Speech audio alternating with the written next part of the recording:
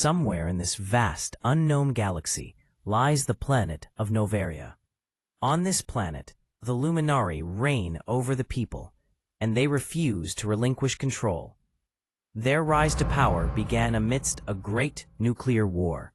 Nations all around the world fighting with each other for various reasons, turning the planet into more and more of a desert wasteland.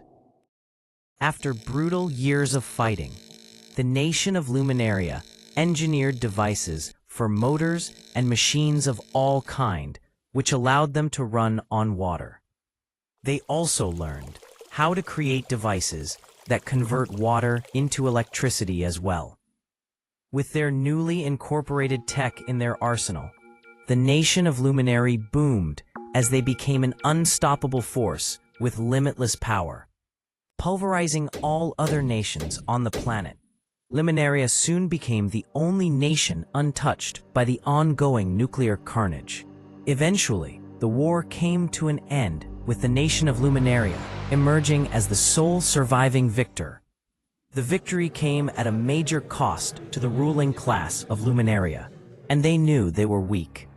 In attempts to keep their power and their nation pristine, as well as the lower class subdued, they tried to prohibit and confiscate all water tech from the people. They knew the technology was too powerful to allow the general public to use, fearing full-scale use would bring about another war between the two classes and destroying the nation. So, the ruling class outlawed its use by the lower class and made it punishable by death. Ironically, this act would become the catalyst that sparked the exact war they were trying to avoid between the two classes. The people of Luminaria refused to surrender the technology and used it to rebel and fight for their freedom. After several more months of bloodshed, the Luminari could not prevent water tech from falling into the hands of the civilians.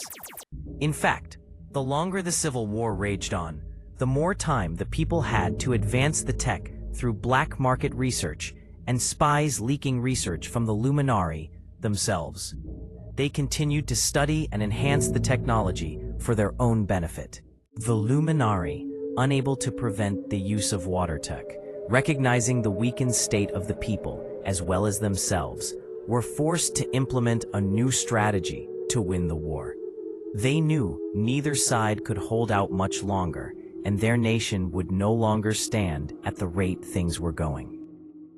The Luminaries' decision was to erect highly advanced 50-foot-tall walls, the likes of which seemed foreign and alien even to the highly advanced citizens of the nation. It was the Luminaries' most protected and advanced systems of tech that they had, and their final hope to win the Civil War. They constructed the walls faster than anyone could have imagined, and in one full week's time had walls around all oceans, lakes, and any other significant enough bodies of water, essentially preventing the civilians from having access to power their machines for the war effort. They also implemented water rations and electricity limits on the surviving population, providing only enough for their survival. This tactic of preventing their power supply proved far more effective than they could have anticipated, because it vastly decreased the population's attack power, reducing them to no more of a threat than the old stories of Wild West outlaws and gangs. This was the final crushing blow to the people of Luminaria and tipped the scales of the war in favor of the Luminaries' ruling class. Beaten down and broken, the people of Luminaria were forced to become slaves for the higher class. The Luminaria would give the slaves varying degrees of status and privileges depending on how productive they would become, incentivizing harder work among them